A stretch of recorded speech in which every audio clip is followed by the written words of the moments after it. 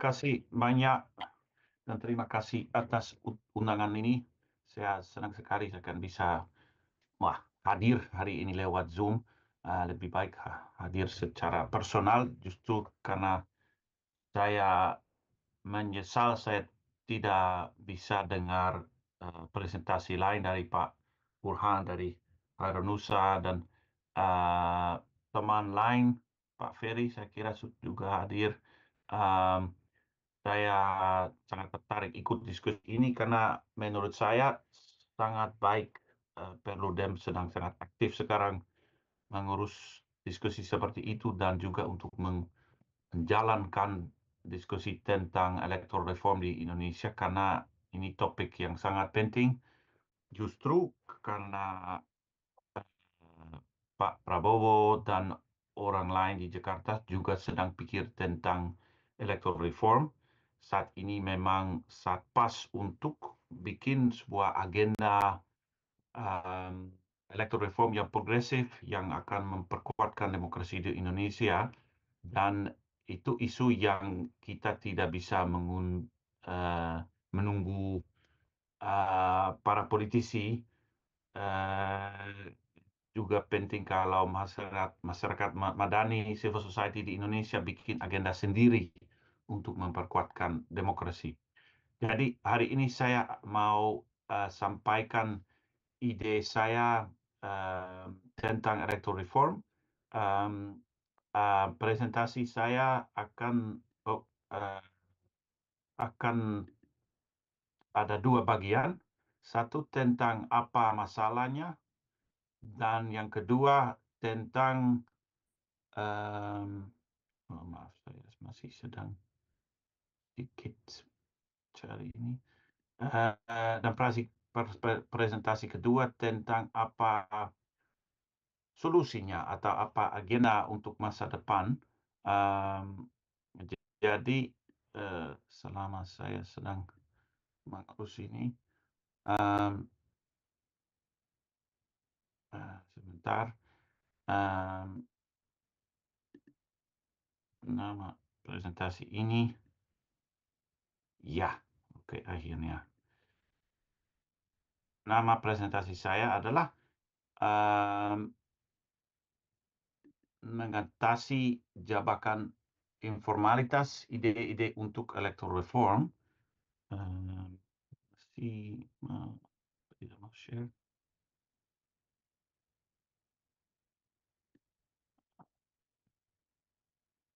Sebentar, saya tidak tahu apa kesalahan saya. Salah. Oke, iya, coba lagi.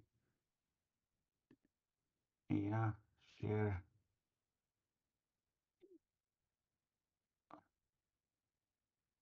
Mengapa tidak mau share? Ya, oke. Sudah, akhirnya. Maaf.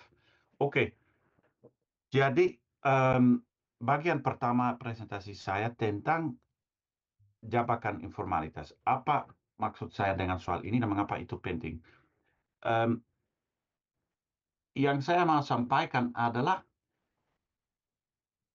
demokrasi Indonesia berada sekarang dalam sebuah lingkaran setan. Maksudnya masalah ada mekanisme yang sedang memburukkan situasi karena ada dalam bahasa Indonesia feedback loop atau reinforcing mechanism. Dan saya coba gambarkan jabakan informalitas ini dalam gambar ini. Secara pendek artinya karena biaya kampanye sangat tinggi sekarang, ada korupsi dan ada juga dominasi dari kubu elit ekonomis yang menggunakan politik untuk memperkayakan diri.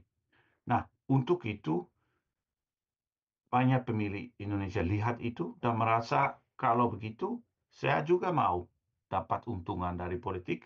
Jadi mereka mulai minta uang. Itu praktek yang sudah ada dari awal, tapi sekarang sedang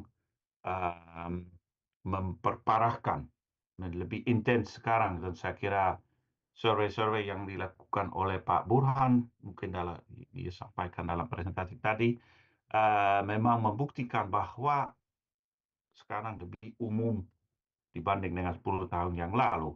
Jadi karena praktek pemilihan suara sangat intens sekarang, biaya kampanye lebih tinggi lagi dan korupsi, oligarkisasi lebih tinggi lagi. Jadi dan lain-lain. Ada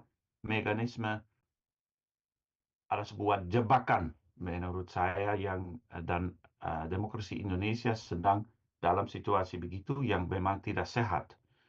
Mengapa saya bilang begitu? Em, Kemarin saya selama 3 minggu saya keliling Indonesia untuk lihat kampanye pilkada bersama teman-teman peneliti dari UGM dan beberapa universitas lain.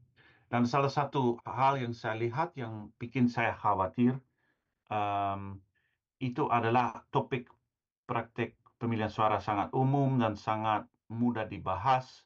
Orang sudah menganggap vote buying itu seperti sesuatu yang biasalah dan strategi kampanye sangat fokus kepada bagaimana melaksanakannya secara baik, secara lebih efektif. Jadi bikin daftar seperti Anda bisa lihat di sisi kanan atau bikin strategi uh, di mana di wilayah yang mana harus kasih uang, di mana tidak, lewat jaringan yang mana. Itu topik yang sangat menarik. Saya tidak mau membahas itu di hari ini, tapi buktinya memang sangat intens sekarang praktek serangan fajar. Jadi akibatnya ongkos politik sangat tinggi. Ini beberapa data yang kami kumpul selama ikuti kampanye Pileg kemarin bulan Februari. Um, Dalam huruf hitam bisa lihat ongkos kampanye salah satu calon yang kita ikuti memang cukup tinggi ongkosnya dan akibatnya kasus korupsi juga ada banyak dan ada hubungan dekat di antara dua hal ini karena para politisi harus kembalikan modal dan mereka untuk mengembalikan modal ada kecenderungan untuk memainkan anggaran negara dan itu memunculkan tidak hanya kasus korupsi tapi kehilangan aset negara, kehilangan juga kepercayaan masyarakat yang sudah merasa tidak puas dengan demokrasi, jadi ada dampak agak jelek. Dan selain itu, dampak dari ongkos politik tinggi juga adalah oligarkisasi. Maksudnya elit ekonomis cenderung semakin banyak cenderung memenangkan posisi politik. Ada yang ada keselingkungan di antara dunia politik dan ekonomis yang agak berat. Yang dulu tidak seperti itu, tapi sekarang memang para bupati, gubernur, anggota DPR cenderung juga itu orang yang juga memiliki bisnis atau di belakangnya ada bohir besar. Itu hal yang beberapa narasumber yang saya bertemu kemarin sudah menganggap sesuatu normal, itu sesuatu demokrasi selalu dimimpin oleh orang orang kaya. Itu bukan hal normal. Itu bukan biasa. Kalau dalam negara dalam Grecia, Greek, dalam demokrasi yang sangat tua 2.000 tahun yang lalu, mereka saat itu ada syarat orang bisnis tidak boleh ikut politik. Hanya orang yang tidak ikut berbisnis bisa ikut pemilu. Tapi sekarang sepertinya di Indonesia dibalik syarat ancient Greece ini. Sekarang itu di Indonesia seperti hanya orang bisnis yang bisa ikut politik. Itu bukan sehat dan itu hal yang harus dirubah. Karena akibatnya banyak orang menurut saya merasa kecewa. Kemarin saya bertemu banyak orang yang merasa, ya mereka sedang merampas kami, bagaimana kami tidak bisa merampas mereka sedikit juga. Jadi ada, karena warga Indonesia lihat orang politik menjadi begitu kaya dari politik dan kasus korupsi dan lain-lain, itu memunculkan praktek serangan fajar atau memunculkan kecenderungan ini untuk minta uang dari politik dan daripada politisi, dan itu dan lain-lain. Dari situ muncul biaya politik lebih tinggi lagi, dan korupsi lebih parah lagi, dan lain seterusnya. Jadi topik yang kita harus membahas adalah bagaimana keluar dari lingkaran setan ini. Apakah itu sesuatu yang uh, itu najib Indonesia aja, atau ada cara untuk keluar dari situ? Dan menurut saya ada itu sangat mungkin untuk keluar itu, dan sekarang itu saatnya untuk pikir tentang soal ini, karena akhirnya para politisi di Jakarta termasuk Presiden Prabowo juga mau melaksanakan electoral reform.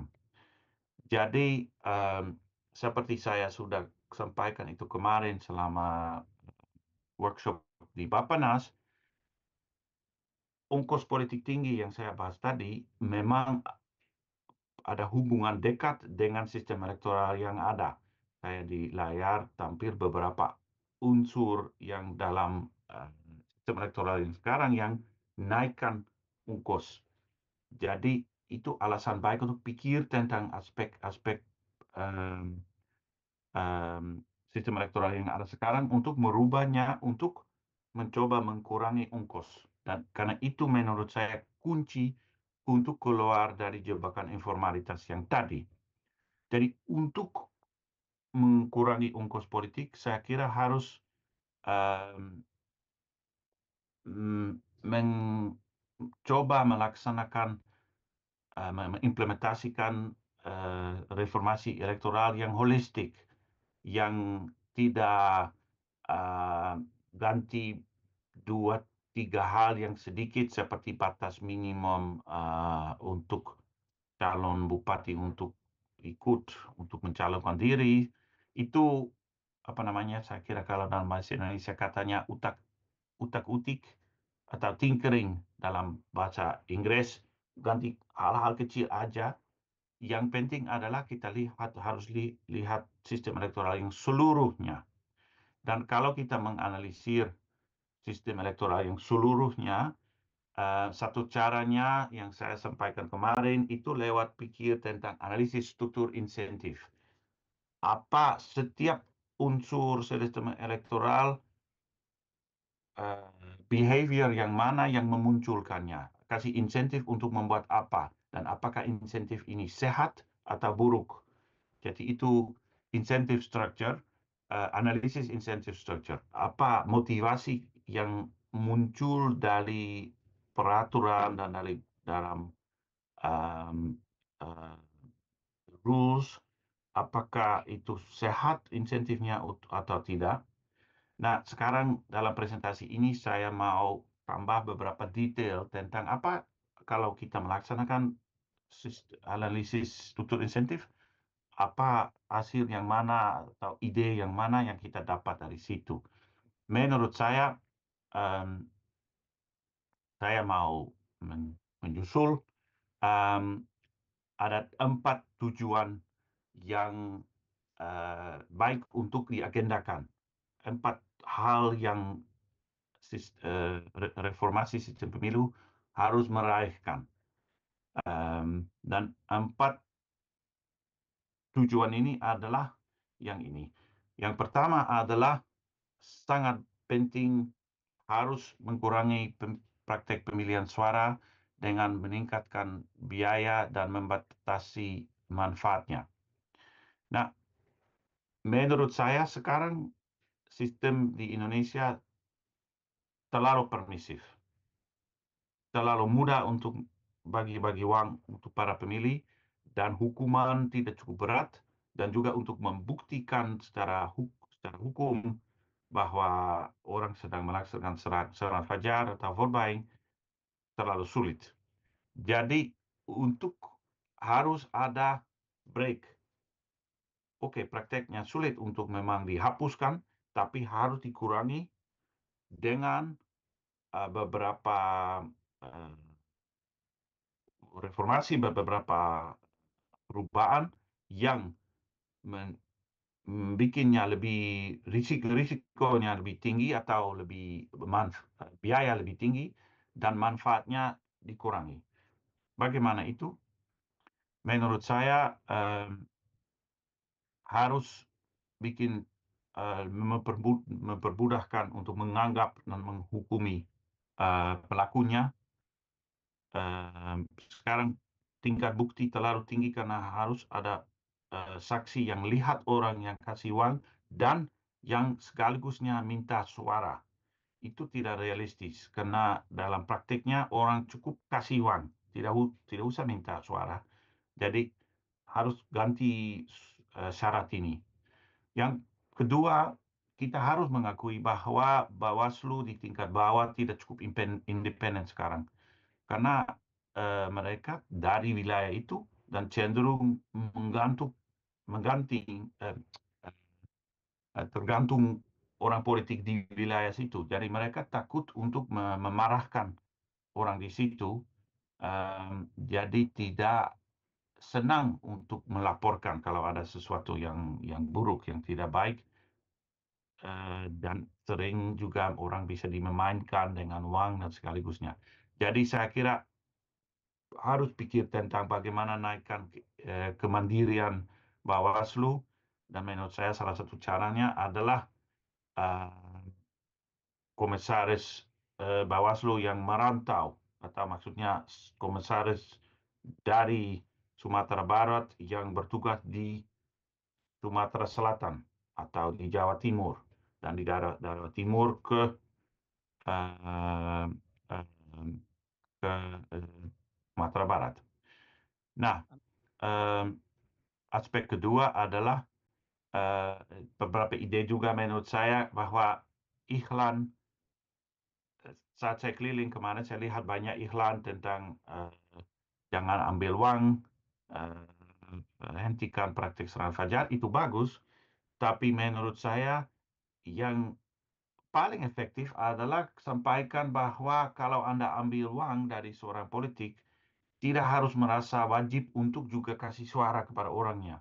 Jadi, oke, kalau ambil uang, sulit untuk bilang oke, tidak boleh karena orang perlu uangnya dan sukanya. Oke, ambil uangnya, tapi pilih orang lain. Anda wajib bebas untuk pilih orang lain. Kalau itu sudah menjadi normal, juga manfaat dari praktek serangan fajar akan turun. Nah, Looks like doesn't move. slide doesn't move. Oh, oh, aneh ini. Oh, maaf, saya tidak mengerti bagaimana. Oke, sekarang move ya kan? Still not yet, Pak. Or you can send to me. Let me. No, sudah baik. Oke, jadi Still not move, Pak. still not move. Still Aneh not. sih. Yours. Maybe you can. Maybe you should stop your screen share screen first, and after that you can. Ya, coba lagi. Oke, stop share screen. Aneh karena di sini memang move. Nah, oke, Pak. Oke. Now it's Dan bagaimana? it's great, Pak. Ya, oke. Ya, Pak. Jadi saya sebentar ke India, itu negara lain yang juga mengalami vote buying secara intensif. Jadi saya mau sampaikan bahwa di sana KPU India dan Bawaslu-nya di sana jauh lebih aktif dibanding dengan dibanding dengan Indonesia. Itu justru kalau kita memperbandingkan India dan Indonesia memunculkan pertanyaan mengapa Indonesia begitu permisif. Di sana ada tim yang keliling. Kalau mau masuk sebuah kota di mana ada pilkada, harus buka mobil, dan polisi akan cek semua mobil. Dan saat ada acara kampanye, kalau ada uang polisi langsung tangkap uangnya, dan banyak orang juga dihukumi. Jadi menurut saya, kalau ada alasan baik untuk studi banding, saya kira studi banding ke India untuk lihat praktek mereka itu ide sangat bagus. Oke, supaya tidak terlalu lama, saya masuk ke poin agenda kedua, itu batasi mahar politik. Itu soal yang saya juga lihat saat saya keliling kemarin dan sudah buktikan dalam artikel yang saya menulis bersama Adrianus Hendrawan, bahwa kalau pilkada, partai politik cenderung minta uang cukup banyak dari para calon. Jadi kalau calon cari dukungan dari parpol untuk maju, harus siap untuk kasih cukup banyak uang untuk parpol. Menurut saya itu praktek yang tidak sehat, karena naikkan ongkos politik dan juga karena mengurangi hubungan di antara bupati dan parpol setelah pilkada. Jadi kita harus mengakui dan lihat bahwa praktik mahar politik ini punya basis dalam sistem elektoral yang sekarang, karena ada kebutuhan ini untuk bikin koalisi parpol yang cukup besar. Dan itu alasan untuk pikir tentang bagaimana merubah hubungan di antara calon bupati dan parpol, dan nanti saya akan sampaikan beberapa ide tentang itu. Tapi salah satunya adalah praktek ini muncul karena parpol tidak dapat banyak manfaat dari bupati setelah sudah terpilih. Banyak parpol merasa, oke, kalau dia duduk, apa manfaat untuk kami, untuk parpol? Karena tidak ada seperti merasa hutang budi, atau juga tidak ada cara untuk bupati untuk memanfaatkan parpol yang mendukungnya setelahnya. Jadi kita harus juga pikir tentang itu, bagaimana kalau parpol akan merasa ya ada manfaat selain uang dari bupati, itu kasih alasan untuk mendukung calon yang terbaik, yang punya kemungkinan tinggi untuk terpilih karena populer, tidak hanya mendukung calon yang waripiro lah, yang bersedia kasih banyak uang, karena dari situ juga muncul calon yang buruk, calon yang punya banyak uang, yang bersedia untuk kasih banyak uang. Lebih baik, itu penting adalah kasih insentif untuk parpol untuk memilih calon yang terpopuler, yang terbaik. Nah, nanti saya kembali ke topik ini. Nah, agenda poin ketiga adalah, semoga slide maju ya, harus memperkuatkan partai politik di Indonesia. Saya tahu itu ide yang tidak terlalu populer karena parpol di Indonesia tidak terlalu populer, dan justru tahun 2005 dengan pilkada langsung, Indonesia pindah dari sistem partai sentrik dari candidate sentrik. Maksudnya pemilih di Indonesia cenderung memilih calon, bukan memilih parpol. Tapi menurut saya itu alasan yang salah satu aspek sistem elektoral di Indonesia yang naikkan ongkosnya, dan juga yang mempersulitkan untuk keluar dari jebakan informalitas. Karena kalau tidak, penting adalah ada tawaran ideologis atau tawaran kebijakan dari yang dalam pilkada atau pileg, supaya calon-calon para pemilih akan memilih ide, akan antusias tentang visi. Dan kalau hanya calon-calon politik programatisnya yang namanya itu, lebih sulit untuk maju. Jadi kalau menurut saya, kalau parpol lebih kuat, mereka juga bisa dapat profil ideologis, profil tentang visi dan misinya tentang Indonesia, supaya debat publik saat pilkada atau pileg akan lebih fokus kepada ide kebijakan ini. Jadi ini alasan mengapa harus memperkuatkan partai politik, tapi juga karena kita harus mengakui bahwa kader partai sekarang cukup lemah di tingkat bawah, dan ini alasannya ada fenomena yang unik di Indonesia, fenomena tim sukses. Nah, kembali ke topik yang Bapak moderator menyebut tadi, itu ide yang menyebut oleh Presiden atau oleh Presiden Prabowo yang sedang pikir tentang kembali ke indirect elections, maksudnya